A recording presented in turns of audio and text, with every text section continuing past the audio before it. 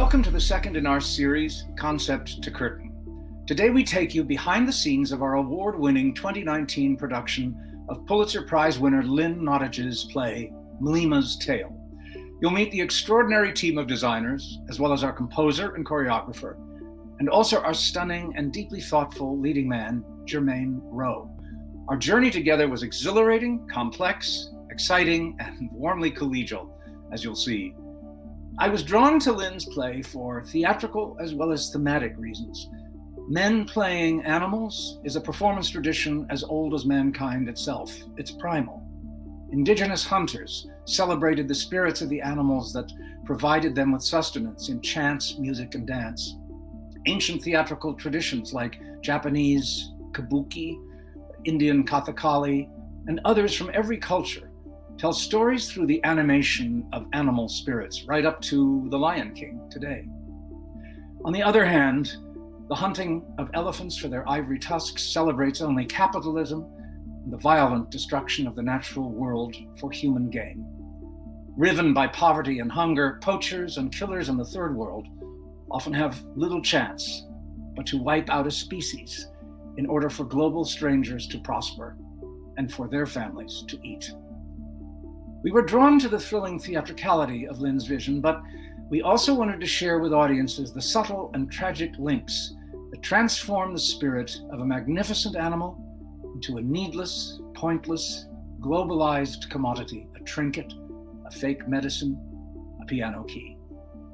I was blessed to have the people you will meet here assisting me along the way with their insight, brilliance, and inspiring talents as we found ourselves telling MLIMA'S tale.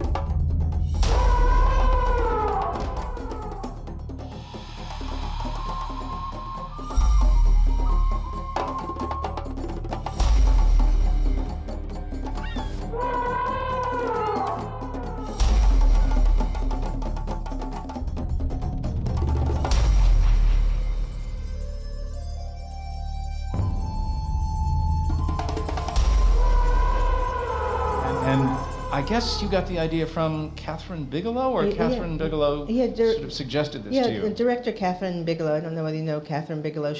Hurt Locker. Hurt Locker. She'd come to me and she said, "I'm so profoundly upset about what's going on with elephants, and I want to do something immediately, and I want to do something that's visceral and that's something that's going to move audiences." And she's a filmmaker, and she'd never done a play. And we began talking about it, and I said, "Let's make a piece of theater." And she sent me just reams and reams of research, and in particular an article by Damon Tambor, who is a journalist, called The Ivory Highway, and that sparked my interest because it really is about the journey of a tusk from an elephant to the marketplace, and it traces all of the hands that touch that piece of ivory before it ends up as this shiny, bright thing in a glass case in China. And I thought, how do I take that story and put it on stage? And that's how MLIMA'S Tale came about. But then I began doing research and discovering just how smart and beautiful elephants are. And I thought, I have to put the elephant on the stage because it's not just about the ivory. It's really about a soul, this beautiful soul that's been commodified. If you come and see the play, it's about a big tusker. And right now in Africa, there are only 25 big tuskers left. I'd like you to meet the extraordinary team of artists I was lucky enough to work with and bring together, who agreed to come together for MLIMA'S Tale, our production of Lynn Nottage's extraordinary play. First, please meet MLIMA himself, wonderful actor Jermaine Rowe, Hi, Jermaine. Hey. Hi. Next, I want you to meet Claire DeLizo, who designed our sets. Hi, everyone. Hi, welcome. Hi. And then I'd like you to meet our sound designer and composer, Michael Keck. Hey, everybody. Hey, Michael. Hello. Thank you. And, of course, our costume designer, Fabian Aguiar. Hello. Hi, Fabi. Hi, Bobby. And then an extraordinary member of the team, Yana Biryukova, who designed our projections and video. Hi, Yana. Hi. Hey, Yama. And finally, the director of movement and choreographer, Jeffrey Page. Peace, y'all. What's happening? Hi. Thanks for joining me today, folks. I thought we would give some insight to folks who saw the show and some who didn't see the show. There were plenty of both. But first, I'd like to start with the person who was kind of central to the whole piece, Jermaine. I met Jermaine when we were auditioning actors the previous season for our production of Man of La Mancha. And he auditioned for a number of roles, all impressively. And after watching him work, and while I was choosing the coming season, I began to think this would be a reason, Jermaine himself would be a reason for me to think about doing Lynn Nottage's play. There was just something about you, Jermaine, that struck me. It was unlike anything you were doing in Man of La Mancha, but there was something that made me think you could be the center of this unusual play, to have an actor play an animal, which is so beautifully sort of tribal, from indigenous people through you name it. I mean, the embodiment of animals has been a huge part of theater history. And I thought we could reconnect with that history in some way by exploring this play together. Could you talk a little bit about the challenges you faced, Jermaine, in terms of how to play an inanimate object and how to play an animal? It's funny listening to you speak now. I kind of remember that moment when you first reached out to me to invite me to do the work of MLIMA. And I'd seen MLIMA when it was at the Public Theater. And I think I was going through that space in my life as an actor and a performer who tend to seemingly do many things and many things well. Like, I was trying to find my space as a valid person in the world still. Like, am I seen for my work? Am I seen for my art? Am I visible? I think I was in that space in my personal journey, trying to find my space in the world as a performer and identify to that. So when a project like MLIMA came towards me, I was overwhelmed first, terrified second, and just feeling such a massive responsibility. And so immediately I connected to the space of this kind of being in the world, not as visible, but visible, important, but not important, need to be protected, but want to be visible and find your own route. And I think I connected immediately to that journey that MLIMA was. Like, I felt, although it was a story primarily written about an elephant, I immediately saw the connection between just trying to find your space and connect to family as someone who lives internationally, and find home and find that space, and sometimes being identified or given identities that weren't necessarily fully yours, and you try to navigate it. So when I first read the script, there's a moment that says you must listen with your entire body, feel how the earth shifts. And it talks about life and death immediately. And I realized several layers of listening that the text gave me and gave me access to. And so that was my first into stepping into playing this elephant tusk spirit. My first responsibility was just to listen and be okay in just understanding right now and where I was. And that was my first into stepping into that space. Yeah, I remembered one of the most powerful things about your performance was watching you listen. I always think that's a major part of any wonderful acting performance, is how well an actor can listen. And you were riveting in terms of being this, at once, an innocent presence and a terrifying one, because of what you represented in each of the people's lives that interacted with you. Yeah, that came from a lot of research. What was funny about it, I did these I became such a geek to post-grad school, the process of acting. So I was more about like really investigating process. And I would practice listening every day in very direct ways. I'd sit in the park and I would try to listen to people who were there the day before, like listening beyond the physical listening. And so I practiced for weeks, just like, how do I listen to who sat on the bench before I sat here? And when I was researching why, and that idea came to me when we had met up, and I think Claire, we had gone to see this documentary together, and we were watching the elephant, and there was a moment in the documentary that, and it was about poaching, that the elephants would pause whenever they came upon the carcass of a dead elephant. And they will walk up to it with reverence and use their trunks to touch it. And there was this almost spiritual thing that was happening that was beyond, I think, what I experienced as a human being in terms of how I look at death. And there was something that they were listening to that was beyond the physical world. And that image kept playing back to me over and over and over again about how do I listen to something that's no longer physically here. Maybe we should talk to Jeffrey next, because you suggested that I get in touch with Jeffrey. I didn't know his work. I wanted you to be central to the creation of the whole production, Jermaine. And when you said I have this person that I really have a connection with, that made me think this was the right person for this production.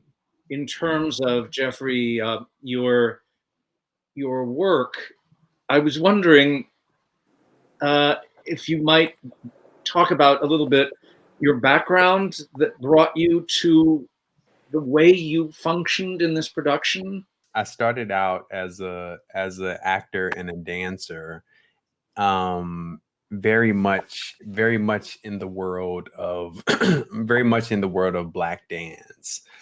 And I say Black dance because it's a some people see it as a genre, and it's a rough genre. But I remember working with Jermaine in the studio, and me and Jermaine, we would have a lot of disagreements, and we would also have a lot of agreements, and I think that's the process of it all.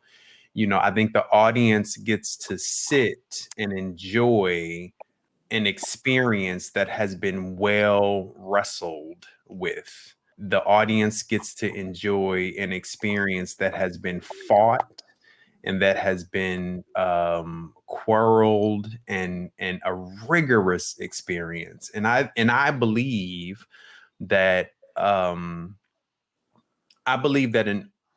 audience can smell and taste the rigor inside of a process. I believe that.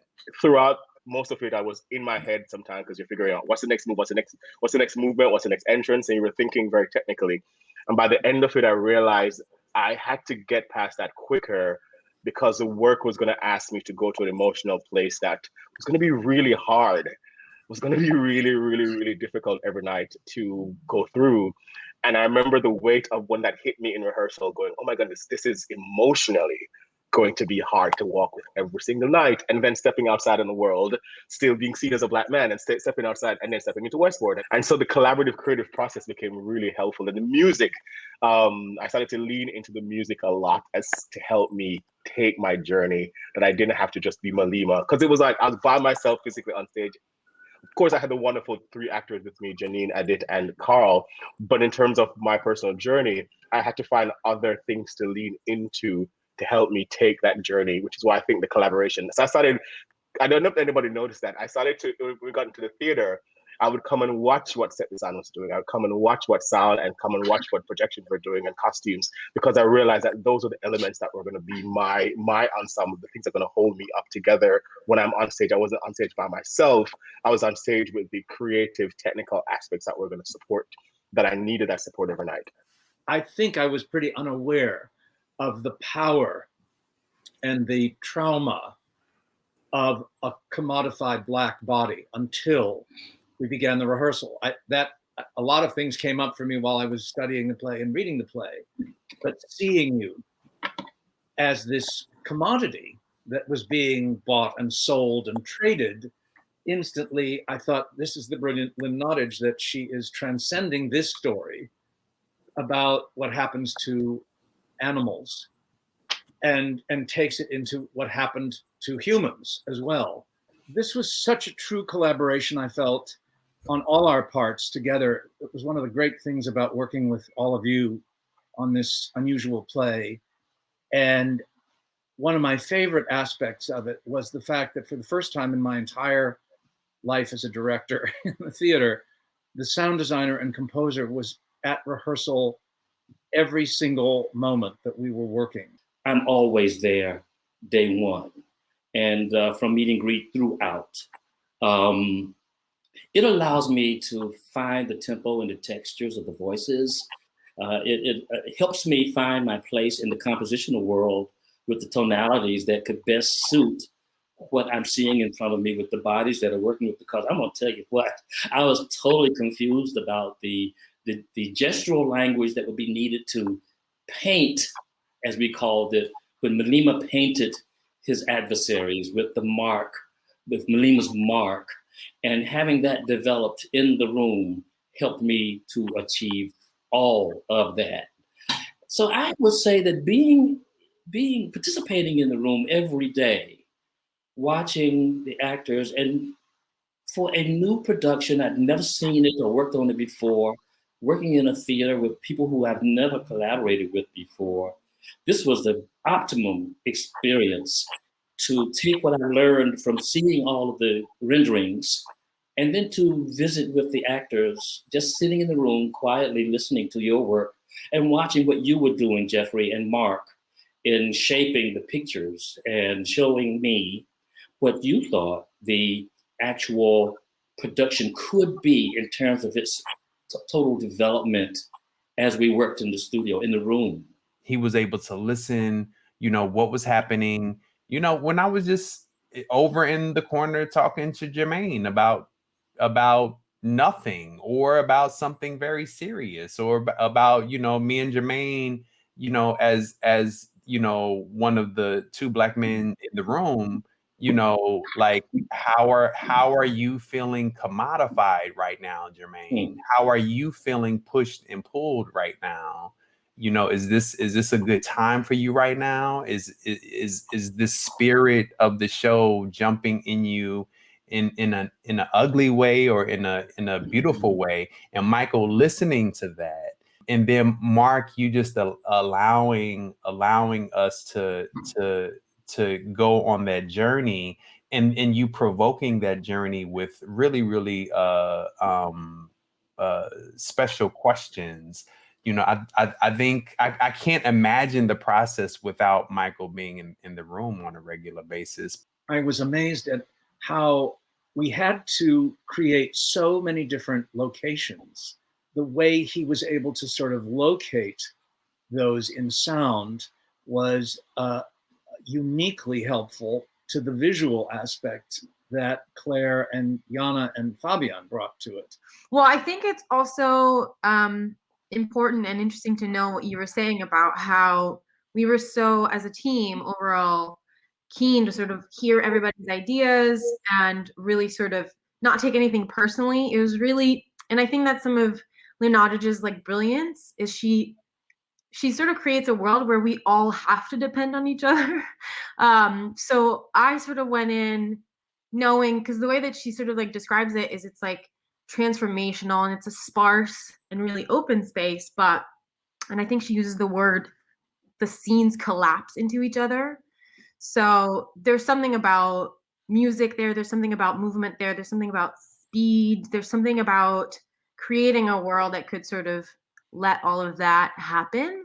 And I feel like I walked into the process right after we all went to go see that documentary, which was When Lambs Became Lions. And I felt like there was also a much bigger visual than just sort of creating a piece of theater that was important to create. And it had to do with the poaching industry, the economical situation, and sort of also a blank canvas where we could tell so many different stories for so many different characters. Because Jermaine is really, and MLIMA was the constant, but there were, as you said, so many different locations and so many different other people. So we had to believe that they all lived in one space, basically.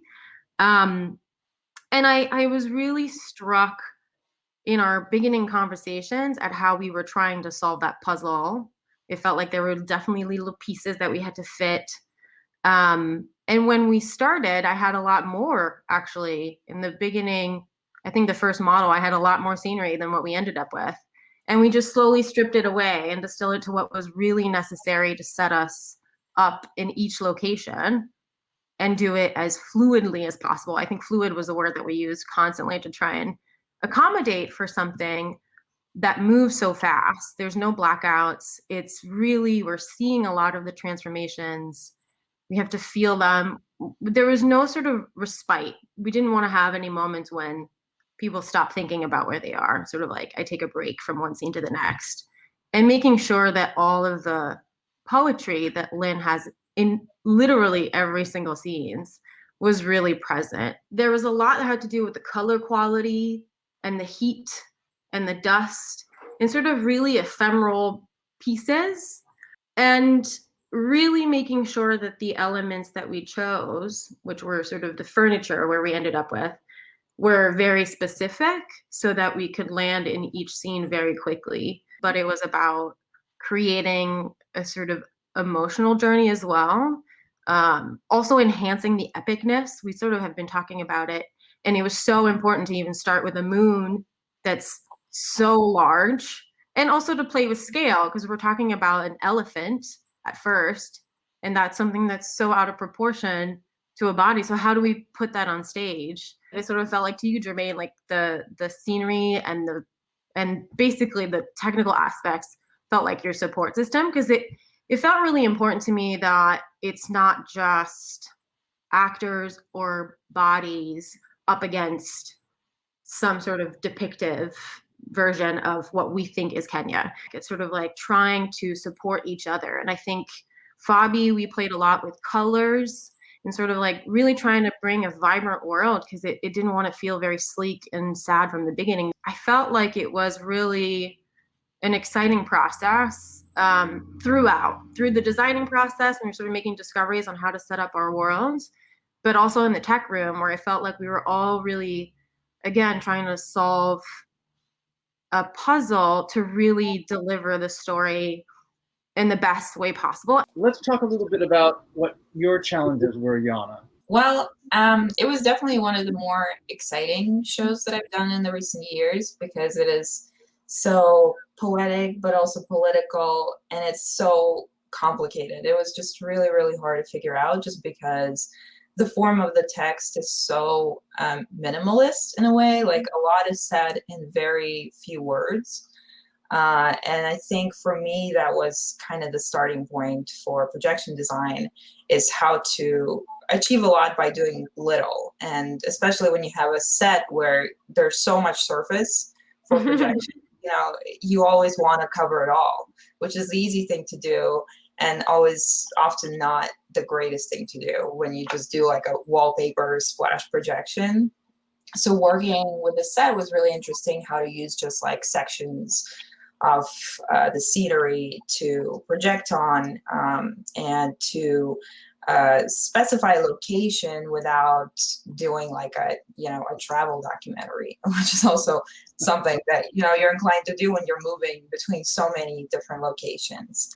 But I thought in this show, it's true that everyone said it was such a great alchemy of all the design elements and the movement and the actors, that it all just worked together. And so I was just trying to support it. But it was hard. It was definitely a very complicated process, especially with the transitions and the titles. It was a lot to figure out. I felt like your work matched Michael's sound, and also gave us always a visual world to represent ourselves in somehow.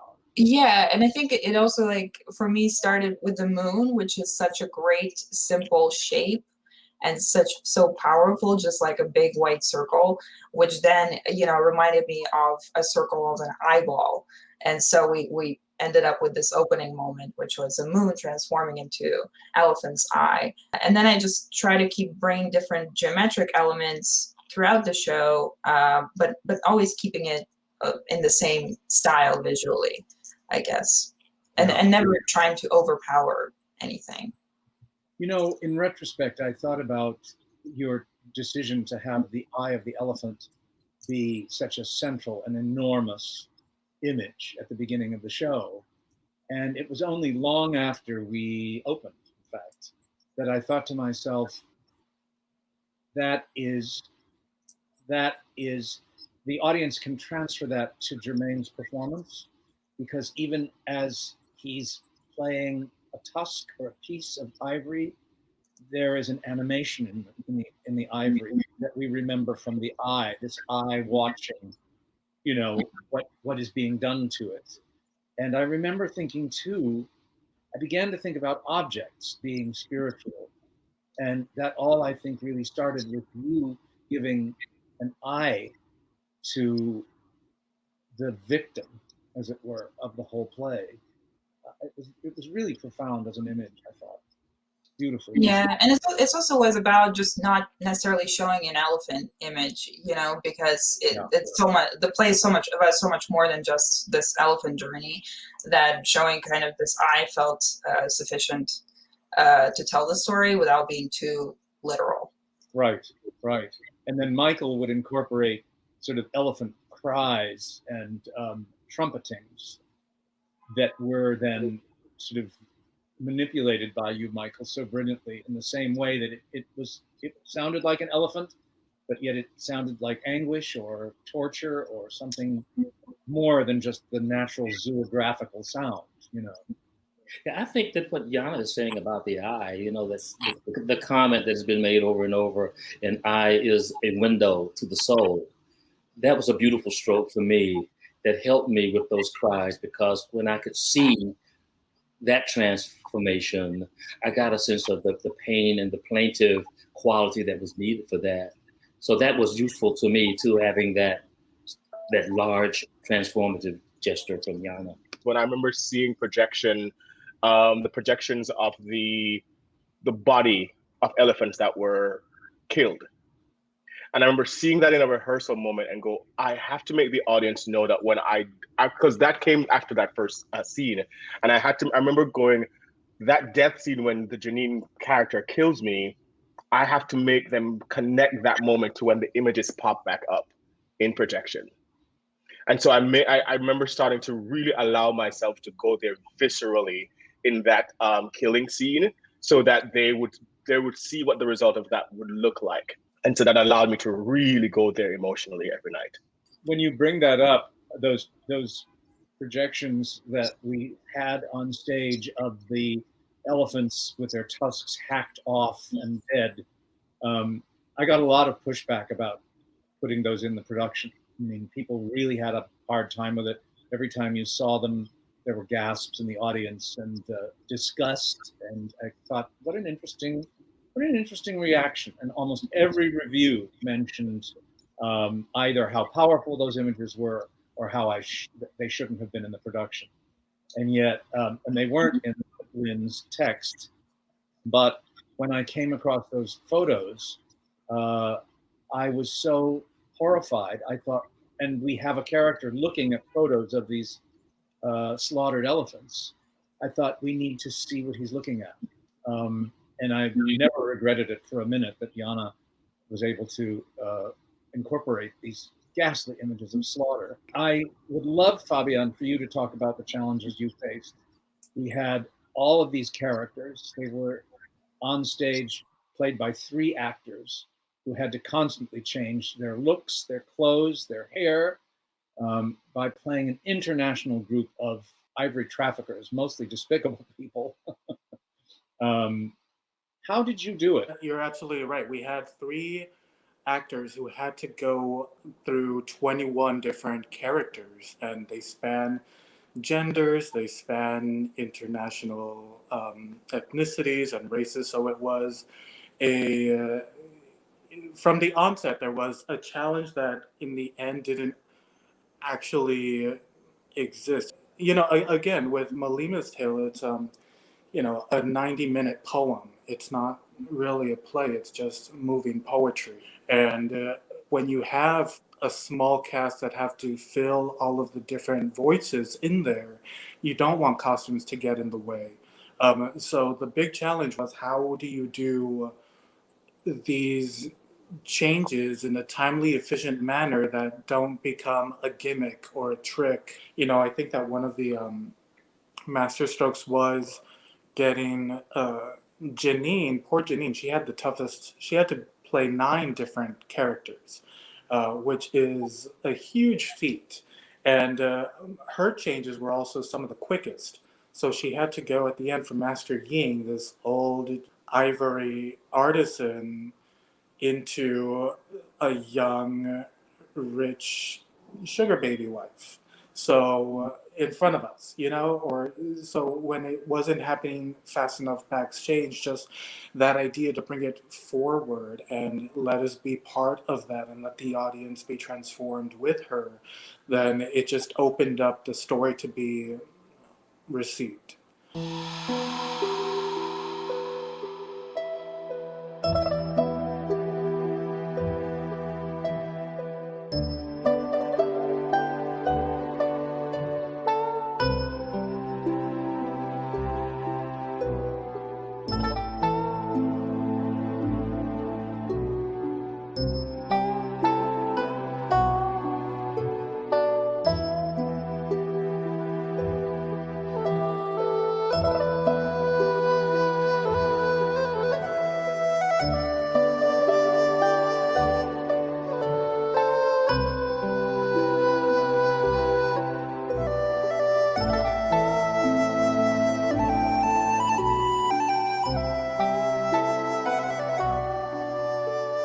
Wasn't about designing, all right, here's going to be this cookie cutter costume that I can put on anybody and an actor can just stick into this costume and make it come alive, but more, what tools can I give an actor so that they can embody this new person, or this different person? And a lot of that was, I wanted to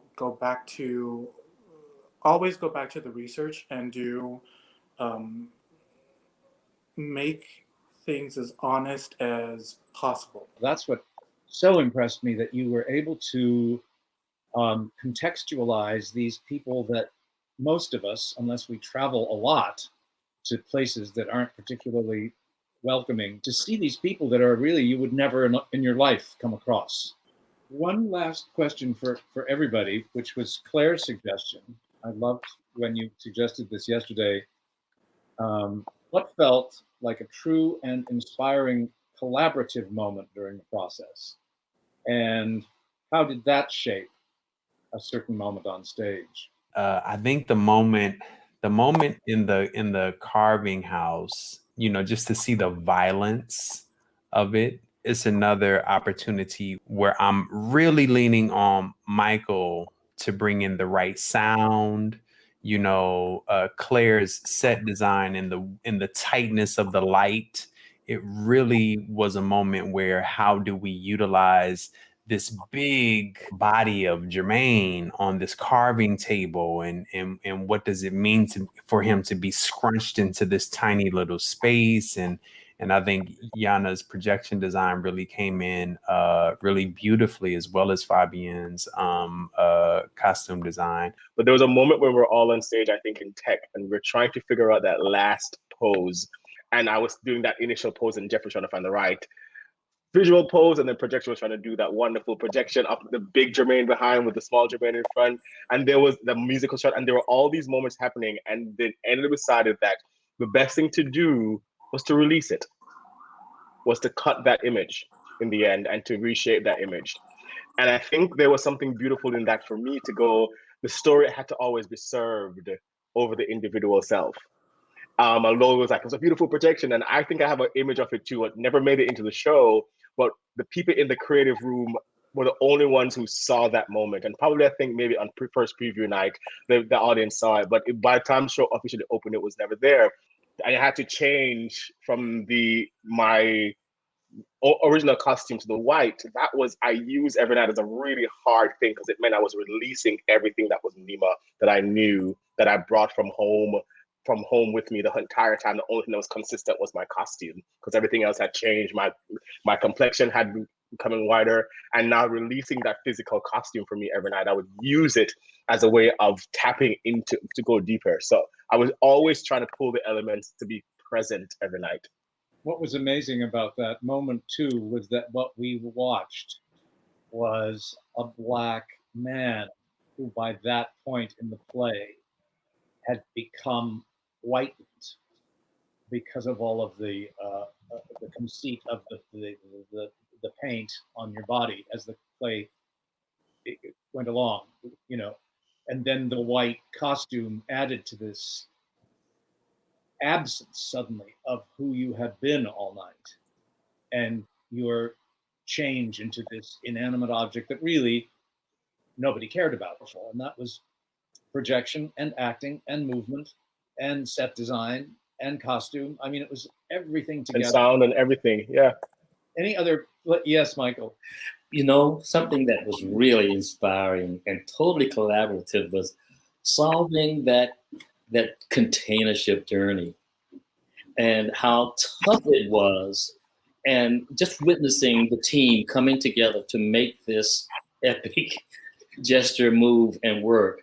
That scene was so hard, and we did so many versions. Yeah. Attack. And it was one of those things where I felt like, again, we were all like, well, what can we do to sort of make this work? Yes. To be quite honest, I don't know that we cracked it. And part of me still thinks about that scene. I'm like, what could we have done? And I don't have anything in mind that says, you know, this is what we were missing. It was a really difficult scene. I mean, emotionally, it was difficult for Jermaine. And I think we had to sort of put ourselves and the audience in that sort of journey, which was a departure from a lot of the scenes that we had that were all earthbound.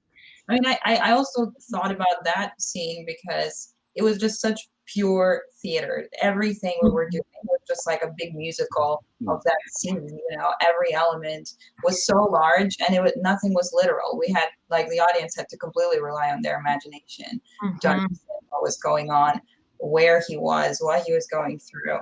There was nothing we were showing that was like pointing us exactly at what was happening. So it was really, it was very complicated. I'd like to congratulate everyone because it was so hard. Yeah, and I agree with you. But nobody lost their mind or their home training, and we didn't fight over it. We all stayed together. We didn't give up. We knew we had to find a place to stop, but we were kind and generous with each other, and that is significant for a collaboration team seeking to find common language around a problem.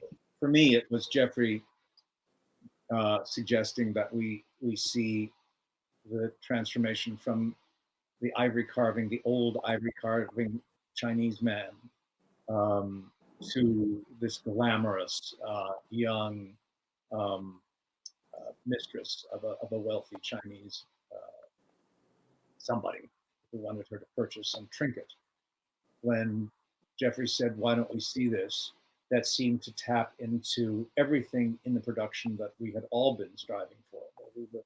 We were seeing how the sets moved. We were noticing costume changes happening right in front of us, but to suddenly take one long costume change and make it even longer, with Michael adding music and Isabella lighting it, and the projection coming up from Yana, that was for me that moment when there was a whole lot of collaboration, and Fabian, what you were doing with her hair and her wig and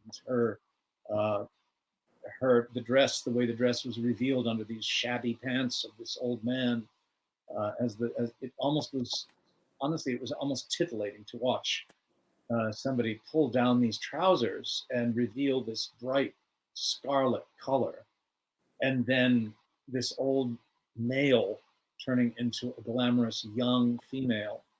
It just, for me, was kind of the absolutely epitome of why I'm in the theater, to have that happen in front of you in a production. Thrilling. I mean, absolutely thrilling. I want to thank you all again so much, not only for this conversation today, but for what you brought to the game and what you brought to making MLIMA is such a special production for me personally, and I think for people who saw it. It was just unlike anything I remember seeing or being a part of in a theater before. So that only happened because I was able to work with you.